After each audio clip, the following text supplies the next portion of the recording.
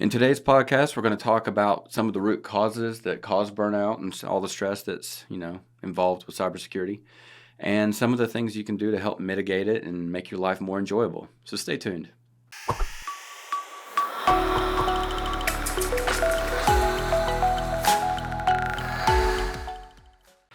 So Brad, how long have you been working in cybersecurity? So here's the thing. I didn't realize that I was in cybersecurity until probably 10 years ago. But I'd been in cybersecurity roles for probably 7 before that. So you're rolling on almost 2 decades. Yeah, give or take. So, and you've been pretty stressed the entire time you've been in the that role, entire time, yes. Yeah, me too. So, I'm 36. I'm going on about 17 years myself. Yeah, I'm 43. Yeah. And of my 23 years of IT experience, a vast majority of it's been cyber related. Maybe 19 or 20, yeah. So, we've worked in it a while. Mm-hmm. And we have spent an absorbent amount of time stressed the hell out.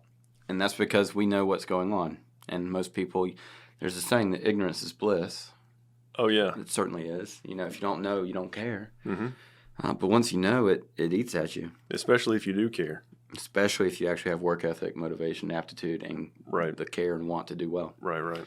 So we figured it'd be probably a pretty good idea to discuss several reasons why, cybersecurity teams may be overworked, overburdened, stressed the hell out, on the verge of burnout, whatever you want to call it. And then, some strategies that cybersecurity teams can utilize to kind of counter those issues, and how you can make life more enjoyable for your team, because it starts at the top, right?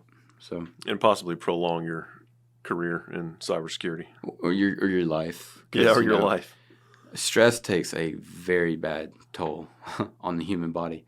That's why cybersecurity people die quicker, other than the general unhealthy lifestyles that we live, because we live on caffeine and hate. Yeah. But anyways, so Brad, what's the number one thing in our list that we've devised here? So kicking it off, we've got growing cybersecurity threats, and I don't know about you or the folks that are watching, but Lord, all the time there's a new announcement of a breach. There was a new Fortinet vulnerability. Yeah, vulnerabilities coming out all day, every day. Another 300 firewalls I have to update. And severe ones. These are ugly vulnerabilities. The latest Fortinet vulnerabilities have been ugly. And so the number of those vulnerabilities, it seems endless. They're always being announced all day, every day. And often we're not able to patch them as quickly as or as simply as just installing a Windows patch, like what you're talking about. Yeah, it's not always as simple as just update the firmware. Right. Patch the system. Yeah, and then the things that we have to do when there's a vulnerability announced that the patch may not be available yet, but there's a workaround. We may have to go edit the registry in 1,000 machines. Crazy stuff like that. And when I'm in group policy, I break things. So, growing cybersecurity threats. Yeah. Increasing number, and it's not just. And the more I think about it, in a previous episode or two, I've slammed her in a couple. Jen Easterly talking about, companies need to do better. Right. And that we need to take it away from people. I think we need to leave people at the forefront of cybersecurity knowledge and cyber hygiene, but at the same time, she has a little bit going for her when she says, we need to hold businesses to a higher standard when it comes to code. Yeah. Because it's not just, there's bugs among bugs, and you can't produce fast software quick. But it's increasing the number of threats. And then you have these guys that sit out there in all these other countries, and all they do is find those bugs and exploit them. Yeah. So. Yeah, and that was the other point I was going to make is the actual threat actors. They use these vulnerabilities in their TTPs What's TTP stand for? Shoot, tactics, techniques, and protocols, or practices. Something like that. Yeah, maybe I've not. slept since I read the. Maybe not in that order. Mm-hmm. Anyway, but they use these vulnerabilities, the exploits of these vulnerabilities in their TTPs, and they may hold on to the vulnerability and not let anybody know for years while they're exploiting it. Mm-hmm. Somebody else may not come around and find the vulnerability and actually announce it, till months after the bad guys have already been exploiting it. Yeah. And at least from our perspective, the U.S. does a very good job of pissing people off, which makes our organizations, our businesses, targets, even our nonprofits and stuff like that, targets. Because when you make people mad, they operate on emotion and they do things that maybe they wouldn't normally do to you. Well, and to China, our critical infrastructure. Well, but like we have business partnerships with China all over the place. But from the perspective of a Chinese advanced persistent threat, they're not worried about the critical infrastructure of Alabama. They see Alabama as a member of the United States, and they're angry at the United States for whatever reason. So they're going to attack at whatever attack vector they can. And it's probably going to be found in Alabama because we don't have very good internet down here. Yep. Yeah.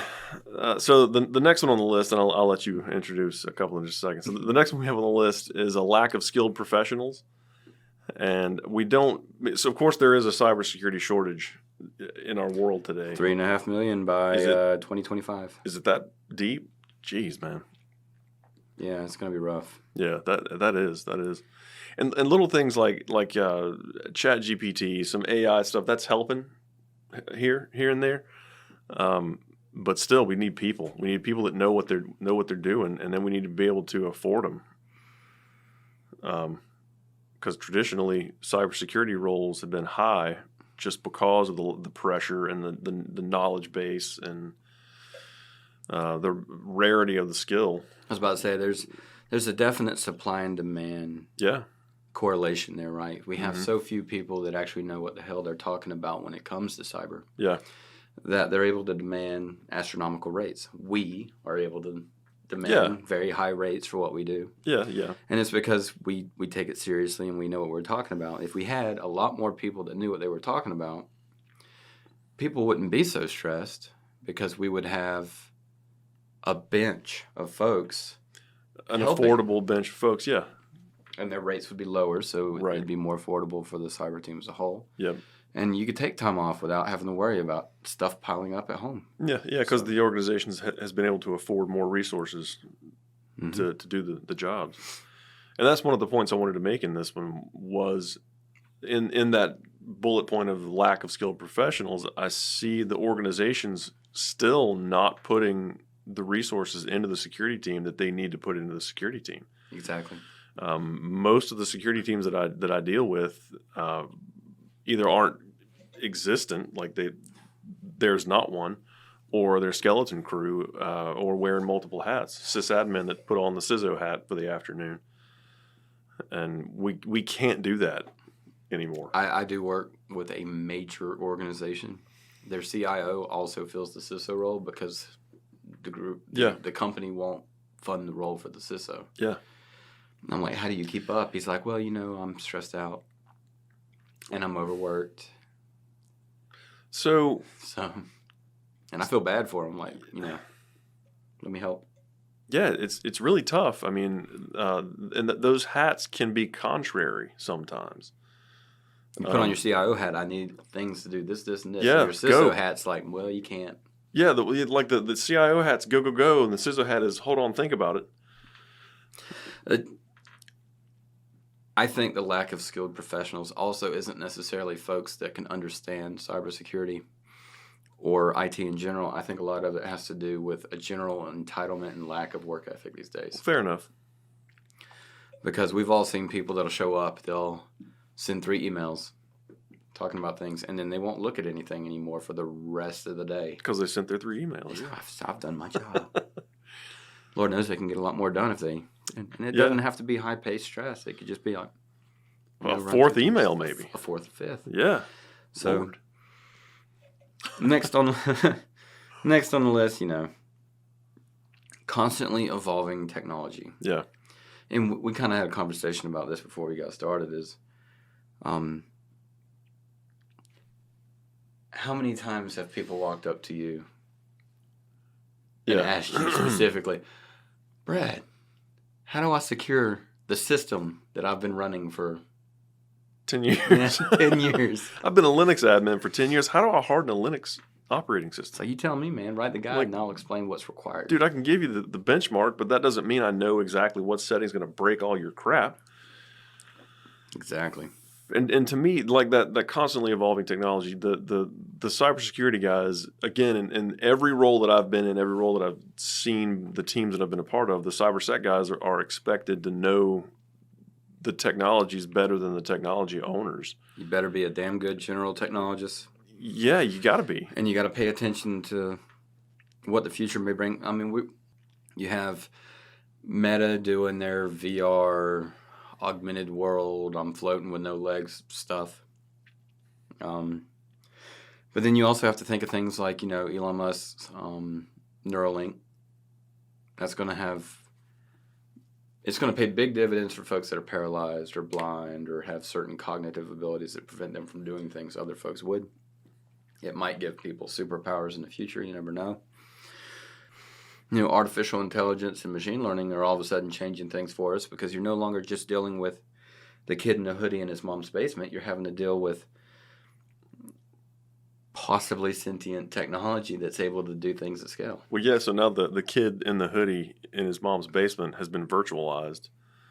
And replicated. And he's got even less to lose. Yeah. So, constantly evolving technology throws a wrench in everything. It's good, but it's bad, at least from a security perspective. Yeah, and I can appreciate the fast movement of like an agile development methodology, and the Microsoft technologies, Microsoft Cloud technologies lately. They're all the time popping out new features and things, moving crap around so you can't find it. So outside of constantly evolving technology, always keeping our heads on swivels. Right. The next thing that we really have to look forward to is the complexity of networks and systems. And, so our statement says, many organizations have complex systems and networks that require specialized knowledge and skills to secure. This complexity can lead to longer hours and increased workloads. That's the root cause for complexity of systems and networks, causing stress to people. But I think a lot of that is sourced from people not intelligently architecting systems. System design. Enterprise architects are a requirement for any enterprise organization. Yeah. Otherwise, you have a whole bunch of ad hoc systems that get implemented more than once because they weren't done right or they didn't fall in line with the future goal or vision, right? Right. So, Right. That concept of as is and to be, yeah. Yeah, and like that's a good point about the enterprise architecture. So the intent of an enterprise architecture is for the organization to understand how its systems support the different business lines that make up the organization, and then how the data is used, where the data flows within the organization, and then to build that map of where you are today versus where you want to be in the future. And that is basically just a plan for your enterprise at that point. It's not even an IT thing. I mean, it's associated with IT heavily because the IT supports the businesses directly, but that's a business thing that businesses would greatly benefit from and be able to reduce the complexity in these systems and networks and overlap in the technologies and processes and things like that. Yeah, the business needs to look at you and say, we're going to have this many branches. We're going to be able to our goal is to maybe grow to this number. So we're starting with 1, but we wish to have 100. So then you're thinking, okay, well, enterprise architecture of my network, load balancing of applications across regions for failover and stuff. And you make an intelligent decision, an informed, intelligent decision. Right. And look at what technologies can support the things that you're trying to do and then also grow to encompass the way you're trying to go. Yeah. Don't buy something just because you have budget. Right. think this is going to fit my needs and Right. do it the right way. So, Buy something just because you have budget. and there's a lot of organizations, especially in state government, you've seen it. You have to use it or lose it. Mm-hmm. And it's terrifying. Yeah. What do we call that? Shelfware stuff. You Yeah. dump a bunch of money in, then just stick it on the shelf when you don't need it. Vaporware, depending on the agency. Yeah. And so one other point with that one, that complexity of systems and networks, documentation. I know a lot of organizations that have super complex environments and then not a stitch of documentation about it. Or how many times does it look complex because it doesn't have documentation? And if you just had the document, you'd be like, oh, Yeah. Oh, that that's connects what to that. they did there. Yeah. Who knew? Right. Because even quote-unquote complex networks.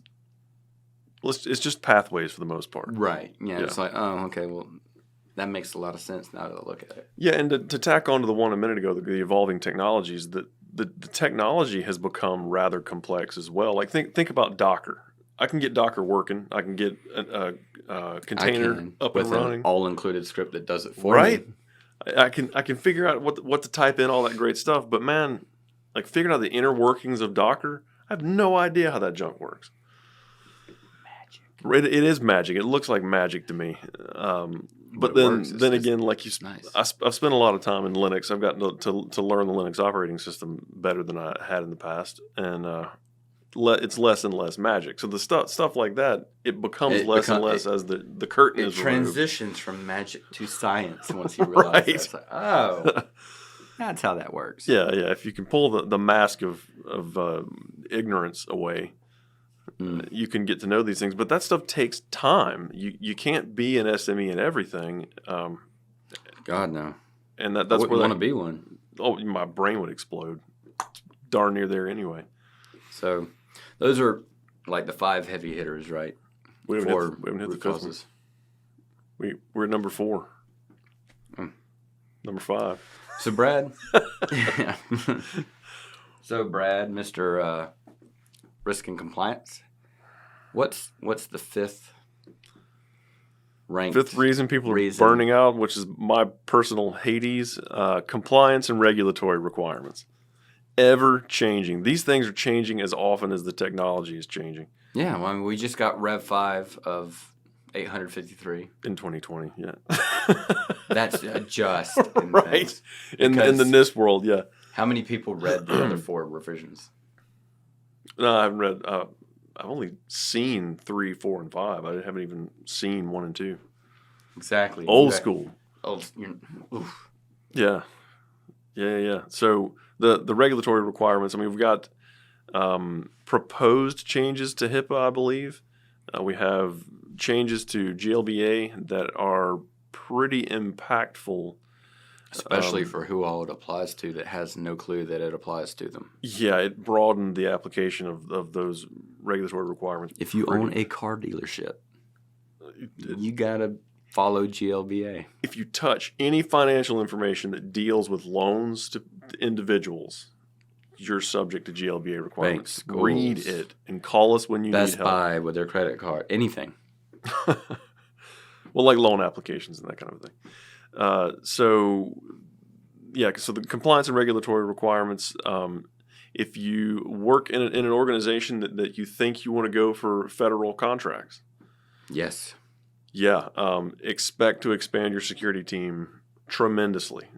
Now, with that being said, yeah, that's a good investment.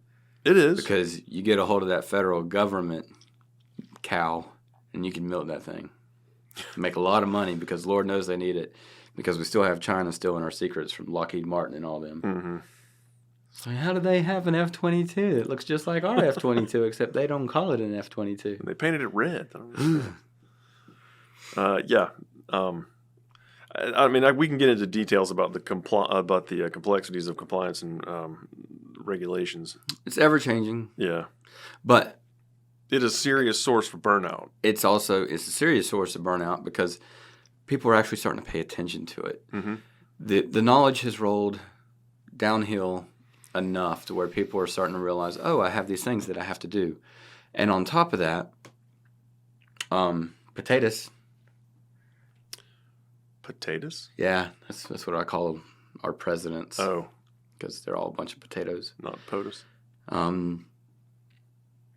Keep doing executive orders requiring things like cybersecurity framework, which we are on board with, but it's becoming more and more forefront that we have to do these things. I'm going to speak on that because I'm not for that. Mainly because when that was Trump that did that said all the organizations need to adhere to CSF. Yeah, and then Biden came out with something that helped reinforce the same general idea. Right. So they already have FSMA. Why are you wasting resources on a different framework that maps to FSMA? Sure, and they can go map the stuff over it. Absolutely. But you're wasting effort. You're already putting the effort into FSMA. Why don't you reinforce the laws that are in place already? Yeah, they could reinforce more things in the FSMA, but at the same time, that wouldn't let their buddies make money to reinvent something else. Yeah, and it wouldn't give them another bullet point on their resume to say, I did X. Yeah, I know. That is the federal way. I know. I want to be promoted. I did this. I know. So those are the 5 things that we have going for us that caused us to want to shoot ourselves, try to learn how to fly off tall buildings and bridges, or smother ourselves with our pillows. Brad, what can we do to make our lives better? We got 5 issues that cause us to want to jump off bridges. We have 5 responses to those that might help us a little to talk us down and not play out the safety net, if you will. Sure. So the first one is task prioritization. So we can prioritize tasks, and that way knock out the heavy ones first and quickly. Task prioritization is good. You have to triage and mitigate based on your triage. So, and we're going to touch on this on bullet 5 of how to fix things. But teaching people that you show up, you go to work, and then you stop when you leave. We obsess about stuff when we go home. Yeah. You lay in bed, look up at the ceiling, and you think, "That assessment's tomorrow. I need to do this." And I know that we're missing this, that, and the other. And there's hundreds more that I got to get to, hundreds of requests, yeah. So yeah, prioritization of tasks is critical because you'd be surprised at how many folks actually don't know how to do that well. Well, no, and you can do that from a number of perspectives. Of course, your leadership can prioritize tasks for you, like supervisors, managers, that kind of a thing. But you can also use things like the results of a risk assessment to prioritize your tasks. Yeah. That can tell you what security controls to focus on first. I mean, it's not your job to secure everything right out the gate. No, it's your it can't job to happen. do what the business needs you to do. Yeah. What's next? So the next one is automation and technology. We keep talking about the always evolving technology that is. Yeah. Sometimes that works in our favor. Right. The whole concept of SOAR, security orchestration, automation and Yep, SOAR.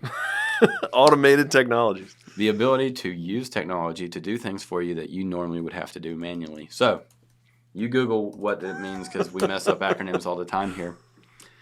But you would look at something like, Fortinet's got API-driven automation stitches. We're idiots, by the way. We're way off. No, we're right on. Just can't get our words straight. Security orchestration, automation, and response. Yeah, that stuff. Those words. So, for instance, Fortinet has the ability to do what they call automation stitches, and they have FortiSOAR as well because they have Forti everything. But, if you see a computer doing something suspicious or whatever, you can automatically quarantine it so that you can then look at it later. Right. Or block it or remove it from the network or block a destination. Yeah. Yeah, if there's things that you do a million times a day, most likely you can automate that crap. Yeah, I mean, you can automate most of what Tier 1 SOC analysts do. A lot of it, yeah. Which means you no longer have SOC analysts jumping off buildings from looking at logs all day. Yeah. So, automation and technology, especially if you can leverage machine learning. I'm not going to say AI yet because it's just not there yet, but if you can leverage machine learning to sort and correlate things, you can take vast amounts of data and make it usable. You can weed out and most likely won't have the scenarios like Target lived through years ago. Or I think Home Depot got popped too, right? Just like that? They're similar. Their SIM popped the alert, but there were so many alerts the analyst didn't catch it. The boy who cries wolf loses his flock. And maybe himself. It's an ancient Japanese haiku. Confucius say. Yeah. All right. So automation and technology. So the next one, We came up with this one. I don't necessarily agree with this, and I'm going to explain to you why after you explain it. 10-4. So the next one is continuous training and development. Growth. Because we don't have enough to do already. Good Lord. Growth in your knowledge base from training and career development. Why don't you think that's a good idea? I mean, I have pros and cons to it. Sure. You get more efficient at what you do, so you can get more done. In a shorter space of time, yeah. But what's that wonderful saying? Ignorance is bliss. Ignorance is bliss. Yeah, we opened with it. Yeah. The moment you know, you have to do something with it. Right. And if you have any kind of moral compass or work ethic, we keep going back to that work ethic. Right. You feel obligated to, even when it's not your responsibility. Right. And I see that so many times. I've taken. When I look at the mirror, I see it. I've taken roles, like you're saying. I've taken a role where as soon as I walk in the door, it's like just mountains of quote unquote security crap dumped on me, and they go, "Oh well, the security guy's here. Well, this is all you now." It's like no. I don't manage the server. Sir. I'm just helping you understand what all of our responsibilities are. But you're required to patch. I'm just telling you that you're required to patch. Right. And like the whole due diligence and due care concept, when you start to know things, then you'll start to recognize life things. Gets a lot grayer. It does, and it gets complex and difficult, and there's always something to do. And that's where bourbon and tequila comes in. Right, and you'll find too, like when you start noticing things, that you get less thumb twiddling time. Like there's less downtime because crap, there's so much to do now that I see all the holes that need to be patched. Unless you take that voluntary lobotomy and then boom. You mean never? Yeah, voluntary lobotomy. Yep. All right, so number four, which I think that number 4 is a good one. I like number 4. Yeah. You talked to number 4. Okay. And then I'm going to talk about a panel I was on that discusses actually my view on number 4. Okay. So number 4 is collaboration and communication. I like to think of that one as the family approach. When you're on a cybersecurity team, there's so much going on. There's so many high pressure scenarios that you have to act like a family, and you have to work with each other as a team, because none of us is as dumb as all of us. I like that. Yeah. None of us is as dumb as all of us. Yeah, but collaboration and communication, you have to rely on the resources in your team and try to work almost hive mind kind of a thing. Yeah. So what's your panel about? Oh, so we were doing a panel talking about cybersecurity and how to improve it, right? Mm-hmm. And this is back in like late 2018, maybe 2019. It's all a blur since COVID. Yeah. But I was asked, it's like, what can cybersecurity teams and IT departments in general do to help improve collaboration? And I think that personally, the number one thing, I prefaced it with, I know this is going to sound silly coming from someone with the haircut that I have, because this used to be further this way.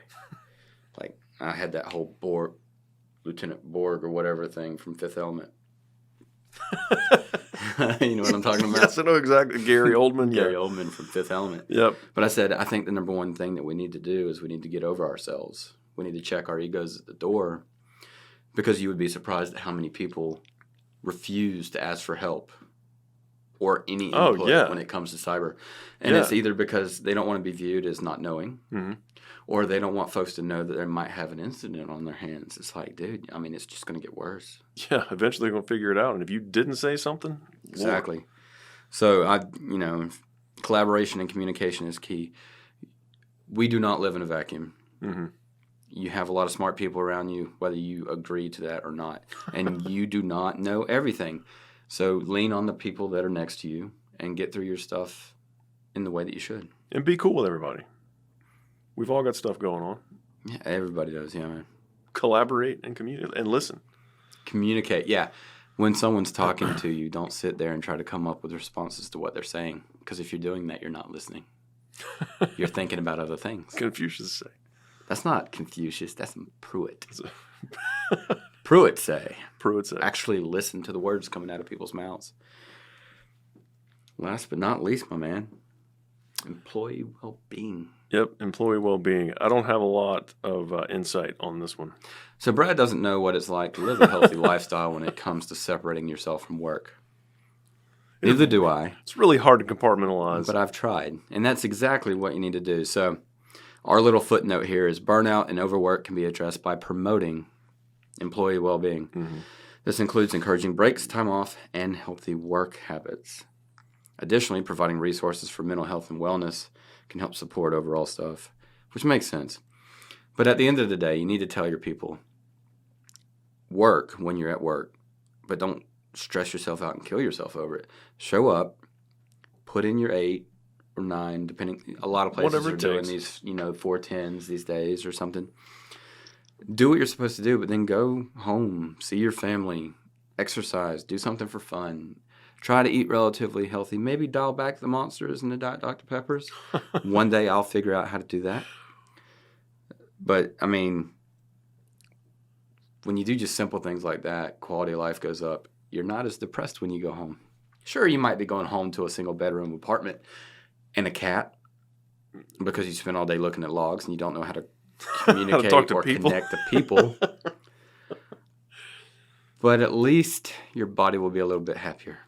And that's not to say don't be responsible for things. We're in IT. You're going to have to work long hours sometimes. It happens. Especially during breaches. Yeah. Oh, gosh. Breaches are bad. But don't wake up at 2 a.m. and go, oh, and refuse to go back to sleep because you're thinking about hard disk possibly failing in your cluster of servers that you have 2 rooms over. Right. Which is what I do. That's awesome. If somebody would take that action he just did and meme it, I would appreciate it as well. Which one? Whatever that was, please run with that. I'm going to make a GIF and it's going to be on tenor in no time. So, yeah, employee well-being. Teach people that work is what you do, not who you are. Yeah. Because that's critical. So that is the nitty-gritty of it, man. That's 5 top items that we've identified that cause cybersecurity professionals to be stressed out to the point to where they either want to burn out or don't want to burn out, but to the point that they do burn out and quit, or to the point where, some bad physiological or, mental things happen that bring them down. Heart attacks and strokes from stress are real. I mean, it has a lot to do with the caffeine and stuff that you're doing too, but whatever. So that's the 5 heavy hitters that we've seen and 5 possible things that might make life better for folks. So if you have any other ideas or opinions, let us know. Yeah, what do you guys do to decompress? And don't say tequila shots and golf. Because I can't golf. My back hurts by the time I'm done. And tequila shots make me fall asleep. Which actually, falling asleep sounds like a good idea. That might make life is good when you're asleep. But yeah, comment below about what you do to help either improve your employees' lives or your life, because you may not be in a position of leadership. But if you can teach the rest of your team the things that you do to help make work not so stressful so that you can keep coming to work.